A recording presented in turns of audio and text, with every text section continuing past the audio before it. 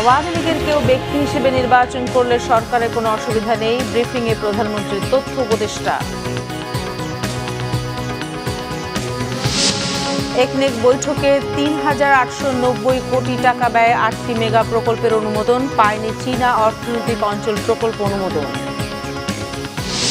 বিরোধী দলীয় নেতার সঙ্গে মার্কিন রাষ্ট্রদূতের বৈঠক, রাজনৈতিক অর্থনৈতিক সহ বিভিন্ন বিষয়ে আলোচনার সম্পর্ক জোরদারের আশা। সুপ্রিম কোর্ট সচিবালয় প্রতিষ্ঠার রায় স্থগিত, বিচার প্রশাসনের স্থবিরতা নেমেছিল, দাবি অ্যাটর্নির। বিচার বিভাগের স্বাধীনতা বিঘ্নের আশঙ্কা শিশির মনিরের। দেখছিলেন ক্রাউন 7 সংবাদ শিরোনাম। প্রধানমন্ত্রীর তথ্য উপদেষ্টা ডাক্তার জাহিদুর রহমান বলেছেন, ভারতের কেন্দ্রীয় সরকার পুশ ইন করে বাংলাদেশকে চাপে রাখতে চাইছে, এটা মনে করছে না সরকার। তবে পশ্চিমবঙ্গের নির্বাচনে দেয়া প্রতিশ্রুতির কারণে সীমান্তে উত্তেজনা তৈরির চেষ্টা করা হচ্ছে। ভারত চায় বাংলাদেশের সাথে সম্পর্ক এগিয়ে নিতে। সচিবালয়ের সমসাময়িক নানা বিষয়ে সংবাদ সম্মেলন করেন প্রধানমন্ত্রীর তথ্য উপদেষ্টা ডাক্তার জাহিদুর রহমান। এ সময় তিনি জানান, স্থানীয় সরকার নির্বাচনে ব্যক্তি হিসেবে যে কেউ অংশ নিতে পারবেন, সে কোন দলে সেটা বিবেচনায় নেওয়া হবে না। তবে কারো বিরুদ্ধে নৈতিক স্খলনের জন্য 2 বছরের সাজা হলে সেটা আইন অনুসারে ব্যবস্থা নেবে নির্বাচন কমিশন।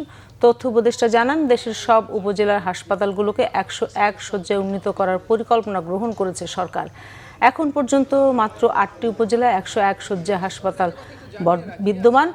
দ্বিতীয় পদ্মা সেতু নির্মাণে পরামর্শক প্রতিষ্ঠান নিয়োগ করেছে সরকার। দ্রুত সময়ের মধ্যে তা বাস্তবায়ন করা হবে বলে জানান তিনি।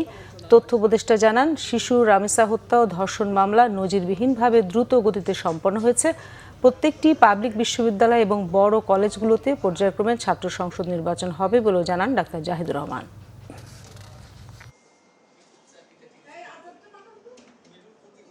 পুশিনের ব্যাপারটা যদি বলি, আসলে আমি যেটা বলেছি, ভারত সরকার এই ইন্টেনশনে করছে না যে বাংলাদেশকে চাপে রাখতে হবে। আমি এটা বলছি, বাংলাদেশ সরকারের সাথে সম্পর্ক উন্নয়নে তাদের আন্তরিক চেষ্টা আছে বলে আমি বিশ্বাস করতে চাই। তারা বলছেন, তাদের সাথে যখন ইনফর্মালি কিছু কথা কারো কারো লেভেলে আমারও হয়েছে, আমার মনে হয়েছে, বলেছি এটা যে পশ্চিমবঙ্গে যে সরকারটা এখন দায়িত্বে আছে, সেই সরকারের একটা নির্বাচনী ম্যানিফেস্টো ছিল, সেটার এক ধরনের ফল হিসাবেই এই ঘটনাটা ঘটছে। এটা আমাদের সাথে সম্পর্ক খারাপ করব এইভাবে ব্যাপারটা হয়তো না।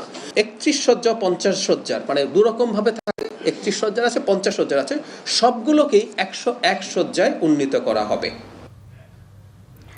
জাতীয় অর্থনৈতিক পরিষদের নির্বাহী কমিটি একনেক বৈঠকে 2,266 কোটি 41 লাখ টাকা ব্যয় সম্বলিত 8টি প্রকল্পের অনুমোদন দেওয়া হয়েছে। এর মধ্যে সরকারের নিজস্ব অর্থায়ন 2,229 কোটি 13 লক্ষ টাকা এবং সংস্থার নিজস্ব অর্থায়ন 37 কোটি 28 লক্ষ টাকা। মঙ্গলবার সকাল 10টা থেকে সচিবালয়ের মন্ত্রিপরিষদ বিভাগে শুরু হওয়া এ সভায় সভাপতিত্ব করেন প্রধানমন্ত্রী ও একনেক চেয়ারম্যান তারেক রহমান। সভায় নতুন ও সংশোধিত মিলিয়ে 12টি প্রকল্প অনুমোদনের জন্য উপস্থাপন করা হয়। এর মধ্যে 8টি প্রকল্প অনুমোদন দেওয়া হয়। অবকাঠামো, পানি সম্পদ, স্বাস্থ্য, তথ্য প্রযুক্তি, স্থানীয় সরকার, বিদ্যুৎ, জ্বালানি ও সামাজিক নিরাপত্তা খাতকে গুরুত্ব দেওয়া হয়েছে। সভায় প্রায় 4,000 কোটি টাকা ব্যয়ে চট্টগ্রামের আনোয়ারায় 800 একর জমিতে চীনা অর্থনৈতিক অঞ্চল স্থাপন প্রকল্প অনুমোদন পায়নি।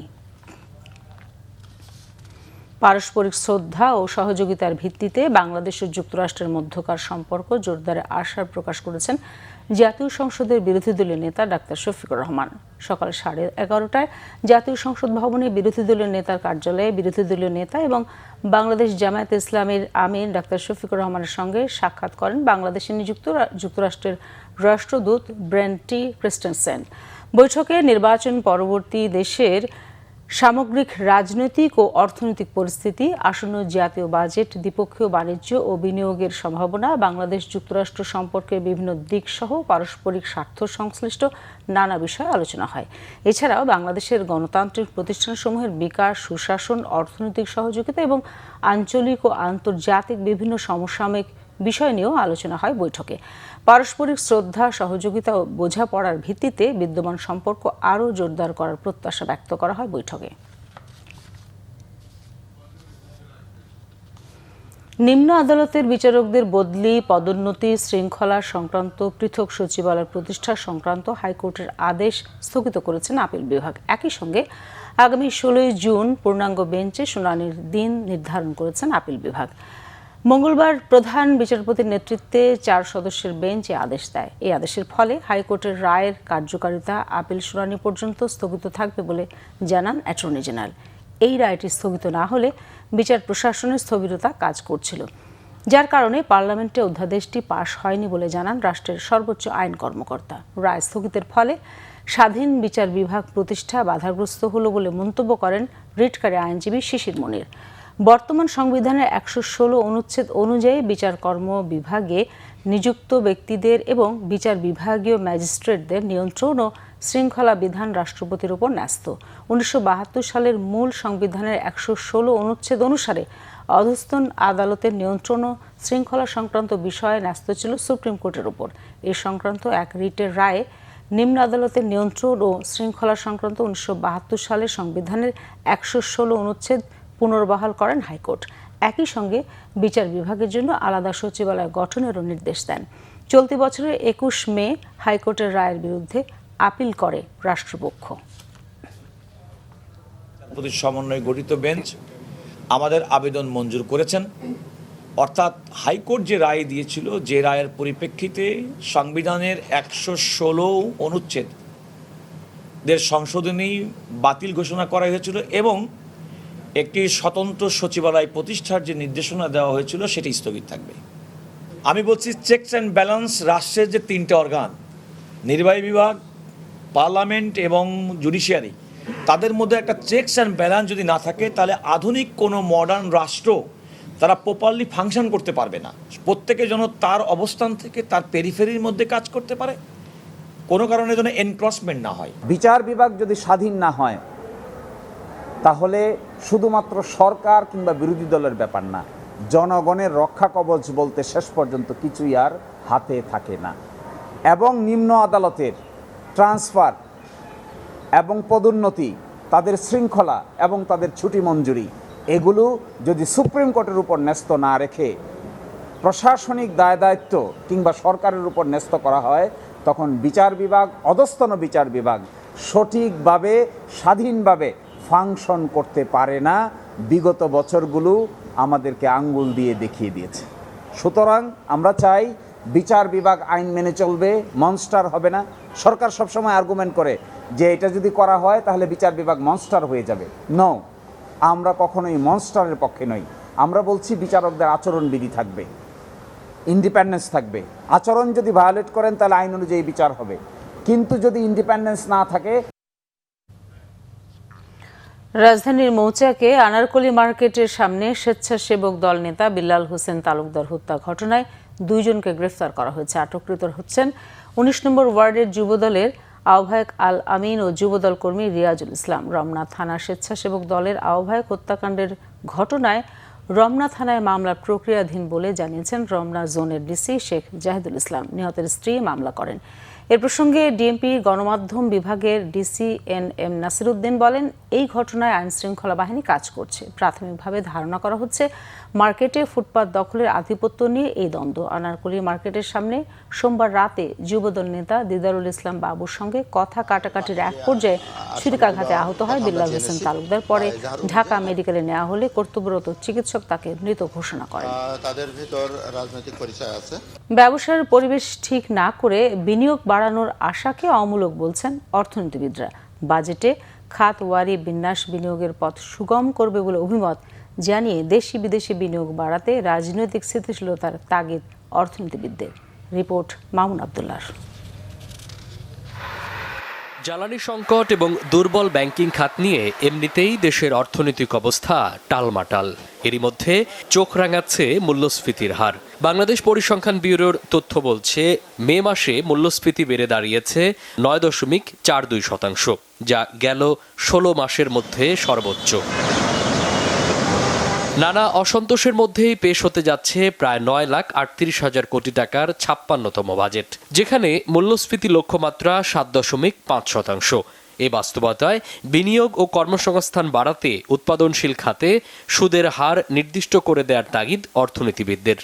ব্যক্তি খাতের বিনিয়োগ এখন যেহেতু সর্বনিম্ন পর্যায়ে আছে, এখান থেকে ঘুরে দাঁড়াতে হলে সরকারকে প্রধান যে 3টি জায়গায় দেখতে হবে, তার মধ্যে একটি হলো জ্বালানি নিরাপত্তা, দুই হলো যে ব্যবসা তৈরি করার ক্ষেত্রে যে অবকাঠামোগুলো আছে সেই অন্যান্য অবকাঠামোগুলো দেওয়া, লজিস্টিক্স, পোর্ট, রাস্তাঘাট এইটা।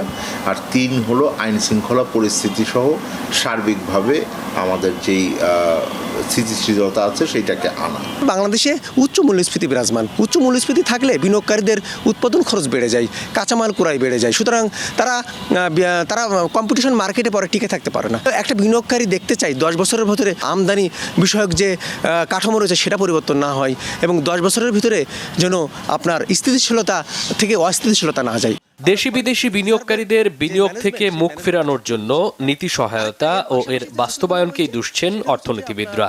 বলছেন খরচ বেড়েছে ব্যবসা পরিচালনে, যেখানে খরচ বাড়লে নতুন বিনিয়োগের আশায় গুড়ে বালি, কর্মসংস্থানের অবস্থা হবে আরও খারাপ। আপনার দেশীয় উদ্যোক্তাদের জন্য হোক এবং বিদেশি উদ্যোক্তাদের জন্য হোক, সবার জন্য যদি বিনিয়োগ বান্ধব পরিবেশ এই মুহূর্তে যদি আমি সৃষ্টি করতে চাই, আমার ফরেন এক্সচেঞ্জ রিজার্ভ ম্যানেজমেন্ট আমাকে ঠিক রাখতে হবে। দ্বিতীয় নম্বর কথা হলো যে আমার প্রশাসনিক সংস্কার করতে হবে, যেখানে আমলাতান্ত্রিক জটিলতা রয়েছে। সার্বিকভাবে অর্থনৈতিক সংস্কার, এটা আমার ব্যাংক খাত থেকে শুরু করে কর ব্যবস্থা থেকে পর্যন্ত সব জায়গাতেই কিন্তু এই সংস্কার কার্যক্রমগুলো আগাচ্ছে কিনা সেইটাও বিনিয়োগের কনফিডেন্স তৈরি করবে।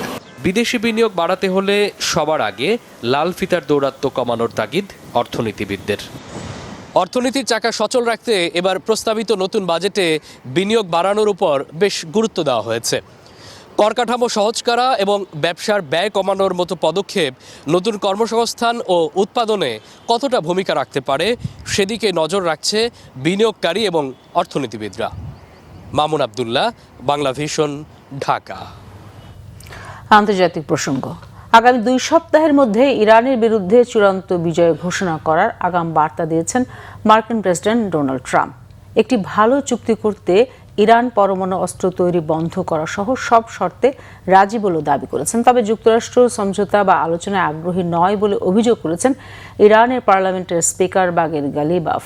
গেল সোমবার যুদ্ধবিরতি ভেঙে ইরান ইসরায়েলের পাল্টে হামলার পরেও সমঝোতার স্মারক নিয়ে তেহরানের সাথে আলোচনা চলছে বলে দাবি করেন ডোনাল্ড ট্রাম্প।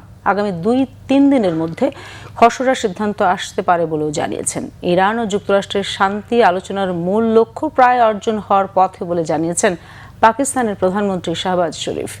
নতুন করে কোনো সংঘাত ঠেকাতে দুই পক্ষকেই সংযত থাকার আহ্বানও জানিয়েছেন। তবে সমঝোতা চুক্তি বা আলোচনা কোনো বিষয়েই যুক্তরাষ্ট্রের প্রতি কোনো ভরসা নেই বলে সাফ জানিয়েছেন ইরানের পার্লামেন্টের স্পিকার বাগের গালিবাফ। যুদ্ধবিরতির ঘোষণা দিয়ে ইরানের নৌবন্দরের ওপর অবরোধ দিয়ে যুক্তরাষ্ট্র যুদ্ধবিরতি লঙ্ঘন করেছেন বলেও অভিযোগ তোলেন গালিবাফ। দর্শক, এই ছিল এখনকার মতো। পরের সংবাদ সন্ধ্যা 6টায়। এর আগে 5টায় রয়েছে নিউজ টপ 10 দেখার আমন্ত্রণ রইল। এছাড়া বাংলা ভিশন সংবাদ ও সংবাদ সংশ্লিষ্ট অনুষ্ঠান দেখতে ভিজিট করুন www.bvnews24.com ও facebook.com/banglavisionnews এবং সাবস্ক্রাইব করুন youtube.com/banglavisionnews। ধন্যবাদ সবাইকে এতক্ষণ সাথে থাকার জন্য।